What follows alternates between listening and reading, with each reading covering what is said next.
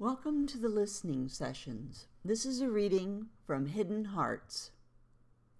Attorney C.C. Carlson approached one of the cottages and heard laughter and engines revving.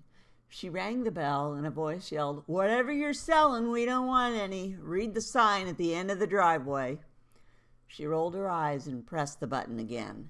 "I'm serious. Go away. I'm not joining a religion, subscribing to a magazine, or helping you finance your trip to Disneyland. And it's too late in the year for Girl Scout cookies." Very amusing, Cece thought. She checked her watch. She only had an hour and a half before her next meeting. This time she knocked insistently until the door flew open and she faced the words, "Life is too short to smoke cheap pot." Her gaze flew up from the black t-shirt to the wearer's face, a handsome woman with very short curly brown hair. Cece imagined her round face was cherubic when she smiled, but she wasn't smiling now. "Hi, I'm sorry to bother you, but I'm looking for Vivian Battle." She pointed to the large brick house across the way and added, "The lady who lives over there?" "I know who she is. Who are you?" "I'm C.C. Carlson, an attorney." She pulled out one of her cards and handed it to her. "Uh-huh. So what does C.C. stand for?" She blanched at the question. "Well, that's not really your business," she said tersely. The woman chuckled. "That bad, huh?" "No, look, I just need to reach Ms. Battle. Do you know where she is?" A raspy voice called from inside, "Hey, Penn, get over here. It's your turn." Penn turned away and shouted, "Just a sec." She leaned against the doorway and eyed Cece shrewdly.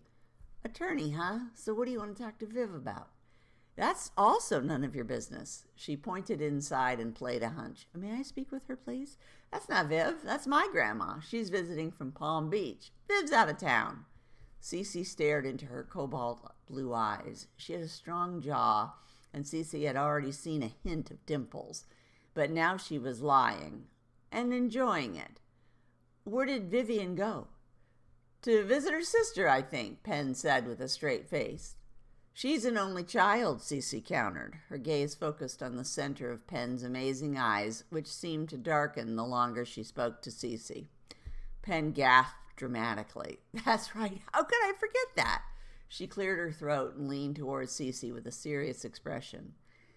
"Actually, she's visiting her very hot, very wealthy, and much younger lesbian lover in Mexico. I don't have any idea when she'll return." "Really?" Cece said flatly. Penn leaned closer. "Now, do you have a problem with lesbians, or the idea that Miss Battle might be one?" Cece sighed and checked her watch. "Not particularly." "So you're okay with women being with other women?" The look on Penn's face made Cece uncomfortable. She looked intrigued, and no one had looked at her that way in a long time. She was warm, and she couldn't tell if it was the Phoenix heat or her rediscovered libido. When Penn glanced at her shoes, she realized she'd been tapping her foot incessantly.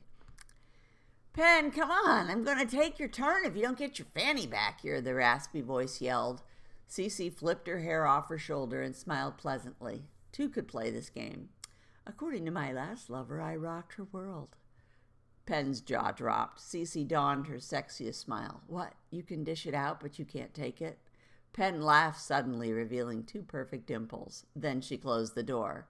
Cece pounded and said, "I know she's around. She's probably inside with you. Who else but an old lady would drive a 72 Nova?" Penn opened the door and stepped into the portico. "How did you know that's a 72? And it's mine, by the way." "That's your car? I would have thought the Beamer would be yours." "Really? Despite how I'm dressed, you really thought I owned a Beamer." She motioned her t-shirt and ratty cutoffs. Cece sensed her nearness and her difference. If she were asked to make a list of appealing qualities, Penn would score 2 points for her dimples and eyes, nothing else. She was uncouth, unrefined, and poorly dressed. Few women can identify a Nova, and certainly not the year. So how does a well-dressed and refined attorney identify a 72 Nova? Cece shrugged dismissively. "I grew up on NASCAR. I like cars, and you seem like the kind of woman who'd be into them." "Because I'm a butch lesbian." "Well, no," she sputtered. "I had no idea." Few people flustered her quickly, and yet Penn had managed to rattle her in less than 3 minutes. Thank God I haven't had to go in front of a jury. I'd die, she thought. Then why? Penn pressed. I'm leaving now, Cece said. Please make sure Miss Battle gets my card and calls me as soon as possible, and you can tell whoever owns the Beamer that I think it's a great car. She turned to go as the new raspy voice said, Thanks, sweetie, I love my baby. I named her Bandit after that funny movie, Smokey and the Bandit. The lady in the doorway grinned, but most of her face was hidden by a Diamondbacks baseball cap. Puffs of snow-white hair hung around her ears, and she wore a pair of jeans and a denim work shirt. She pointed a finger at Penn. You took too long. I took your turn, and then I crashed again and lost. I got to get home. I think I peed my pants when I got so excited. She started down the path while Cece and Penn followed. You're Vivian Battle? She glanced back and shuffled along. I am. Don't say anything, Viv, Penn advised. Cece shot her a look. I'm here on a legal matter. Viv continued to power walk toward the break in the hedge, and Cece was impressed by her quick stride. According to her records, Viv was 69. A legal matter, she asked. I don't know any reason a lawyer would need me. I'm not getting divorced. I'm not in a dispute with my neighbors, and I'm not dead. No, ma'am, it's none of those issues. My name is Cece Carlson. I'm with Hartford and Burns, and I do have an important matter to discuss with you. It's very urgent. She glanced at her. Honey, here's what I know. When you get to be my age, your body calls the shots, and you answer. Right now, there's nothing more important than the bathroom. Whatever you need to discuss will have to wait at least 5 minutes.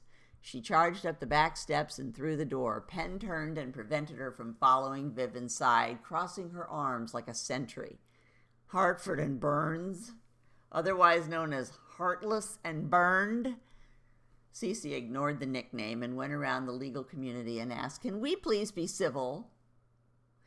If this is so urgent and important, then she needs to have her attorney present, especially if it involves Heartless and Burned. Cece checked her watch again. And who would that be? How long will it take for him to get here? Penn leaned forward and Cece took a step back. She's already here, Penn said. I'm Viv's attorney. Thanks for attending this listening session. Please check out my other recordings and visit my website, annroberts.net.